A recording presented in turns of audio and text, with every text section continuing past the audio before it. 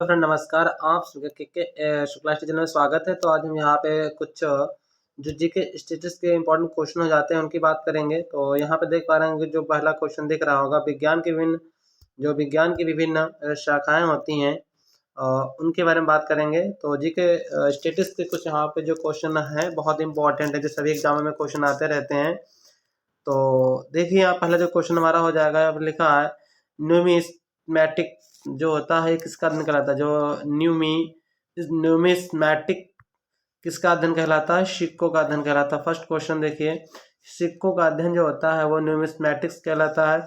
दूसरा क्वेश्चन हमारा हो जाएगा इकोस्टिक्स। जो दूसरा क्वेश्चन हमारा है एकोस्टिक्स जो है ये ध्वनि विज्ञान का अध्ययन कहलाता है। तो यहाँ पे कुछ वैज्ञानिक क्वेश्चन है, जिससे किसके अंतर्गत हम क्या अध्ययन करते हैं, उसे हम क्या कहते हैं। तो जो ध्वनि का अध्ययन होता है उसे हम एकोस्टिक्स कहते हैं। अगला क्वेश्चन हमारा हो जाएगा एंटोमोलॉजी। एंटोमोलॉजी जो होता है कीटों का अध्ययन कहलाता है। नेक्स्ट क्वेश्चन हो जाएगा ऑर्निथोलॉजी, ये पक्षियों का अध्ययन।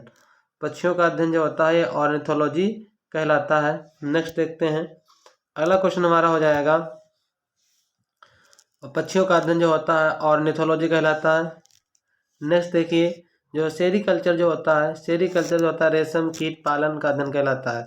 तो सेरीकल्चर के अंतर्गत किसका अध्ययन करते हैं? जो रेशम के कीड़े होते हैं, रेशम कीट का पालन होता है, इसका अध्ययन सेरीकल्चर के अंतर्गत आता है। अगला देखिए एपीकल्चर होता है मधुमक्खियों का अध्ययन।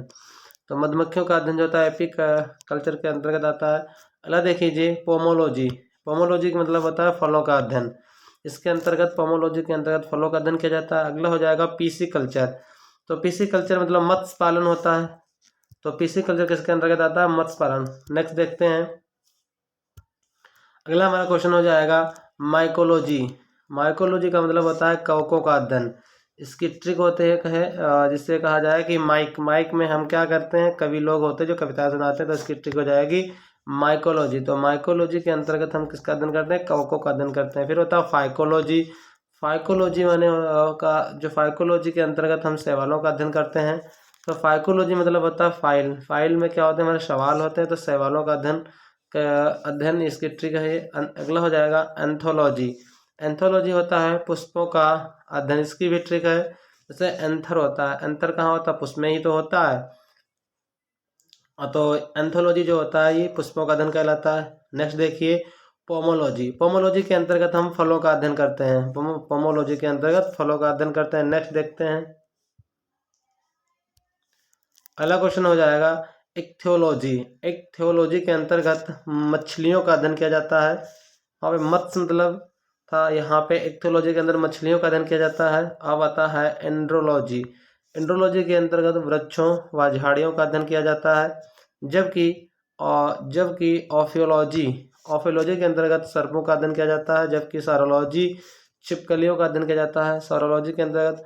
और सिल्वी कल्चर के अंतर्गत काष्ठी पेड़ जो होते हैं जिनमें तने होते मजबूत होते हैं, उसका अध्ययन किया जाता है।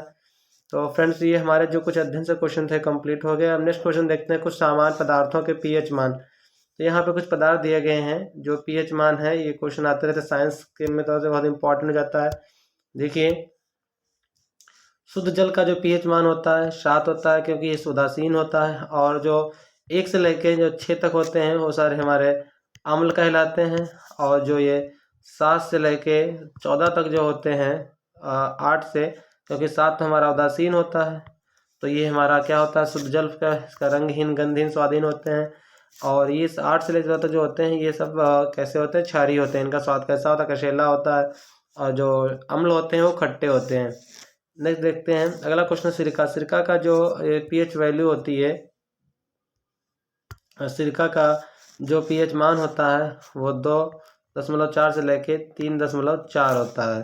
तो शुद्ध जल का कितना हो गया? 7 हो गया। सिरका का कितना? 2.4 से लेके 3.4 होता है। जबकि शराब की बात करते हैं, शराब का पीएच मान कितना होता है? शराब का 2.8 से लेके 3.8 होता है। नेक्स्ट देखिए दूध का पीएच मान कितना होता है?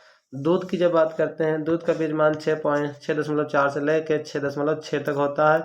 जबकि शुद्ध समुद्री जल जो होता है उसका कितना होता है? क्योंकि खारा पानी होता है, तो कह सकते हो कि 4 होता है, जबकि लार जो सलाइवा होता है इसका जो पीएच मान कितना होता है 6.5 से लेके 7.5 होता है। मानव का जो मूत्र होता है, मूत्र का पीएच मान कितना होता है, मूत्र का जो पीएच मान होता है तो ये जो होता है ये 5 से लेके 5.5 से लेके 7.5 तक होता है। और रक्त का पीएच देखिए, रक्त का 7.4 होता है, जबकि नींबू का रस जो होता है बहुत ही खट्टा होता है, तो इसीलिए इसका पीएच मान, जिसका पीएच मान सबसे कम होगा वो चीज़ जितनी ही खट्टी और अम्ली होगी, 2.2 से लेकर 2.4 होता है। नेक्स्ट देखिए, यहाँ पे विश्व की कुछ प्रमुख नहरें दे रखी हैं और वो कहाँ अवस्थित हैं। जो नहरें हैं ये कहाँ अवस्थित हैं, जीके स्टेट के क्वेश्चन ये जो हो जाते हैं बहुत इंपॉर्टेंट हो जाते हैं फ्रेंड्स, बहुत सारे हमारे एग्जामों में आते रहते हैं। तो इनको अगर आप प्रतियोगी परीक्षाओं की तैयारी कर रहे हैं तो इन क्वेश्चन को जरूर तैयार करिए अच्छे से, 1-2 नंबर का क्वेश्चन यहाँ जरूर आता रहता है। देखिए यहाँ पे कुछ प्रतियोगी कह सकते हैं कि जो नहरें जो हैं, ये जो नहरें हैं ये कहाँ पे अवस्थित है। देखिए सुएज नहर की बात हो रही है, ये भूमध्य एवं लाल सागर के मध्य है। भूमध्य की बात करें, सुएज नहर कहाँ है, ये सुएज नहर ये कहाँ अवस्थित है, कहाँ स्थित है, तो ये भूमध्य सागर लाल सागर के मध्य है। जबकि हम कील नहर की बात करते हैं तो कील नहर जो उत्तरी तथा बाल्टिक सागर में है। अगला देखिए, पनामा जो नहर हमारी है, ये पनामा नहर कहाँ है, तो पनामा नहर जो है ये प्रशांत तथा अटलांटिक महासागर में है। जबकि सू नहर की बात करें तो ये सुपेरियर झील व एवं हेउरान झील, तो यहाँ पे सू नहर हो जाएगी। अगले देखिए, इरी नहर जो है ये इरी झील एवं मिशिगन झील से है निकलती इरी नहर। उसके बाद नेक्स्ट देखिए, केपी नहर जो हमारी है, केपी नहर है, ये केपी नहर आंध्र प्रदेश एवं तमिलनाडु के मध्य है। जबकि गोटा नहर जो है ये स्टॉकहोम और व गोटेनवर्ग में है। जबकि गोटा नहर की बात करते हैं तो स्टॉकहोम और गोटेनवर्ग में है। अब यहाँ पे कुछ हम बहुत इंपॉर्टेंट जो हमारी प्रमुख सदिश राशियाँ एवं अदिश राशियाँ हैं उनकी बात करते हैं। सदिश क्या है, अदिश क्या है, तो देखिए यहाँ पे जो हमारा अगला क्वेश्चन जो दे रखा गया ये भी विज्ञान से ही जुड़ा है। तो सदिश राशियाँ कौन सी हो, सदिश में क्या होती है, इसको गत कर चलने के लिए दिशा की आवश्यकता होती है, जबकि अदिश राशियों में दिशा की आवश्यकता नहीं होती है। देखिए संवेग हो गया, आवेग त्वरण है, बल वेग भार बल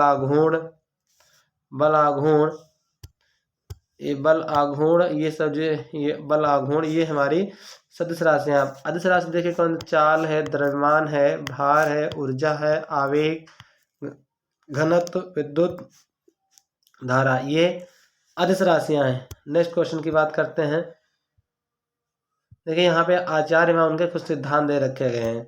तो हमारे कौन कौन से आचार्य हो जाते हैं, आचार्य एवं उनका सिद्धांत। तो पहला अगर हम आचार्य एवं सिद्धांत की जब बात करते हैं तो देखिए शंकराचार्य हैं, इनका जो सिद्धांत क्या था, अद्वैतवाद था।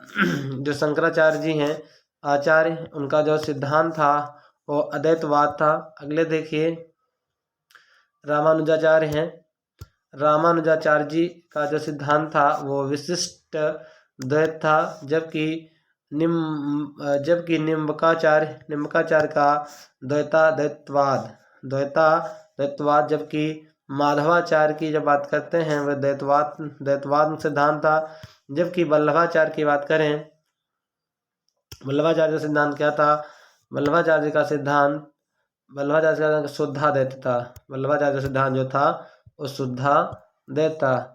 तो फ्रेंड्स आप बताएं आपको वीडियो कैसी लगी, अच्छी लगी तो चैनल को सब्सक्राइब करिए, वीडियो को लाइक करिए, अपने फ्रेंड को शेयर करिए। Thank you for watching. जय हिंद, जय भारत।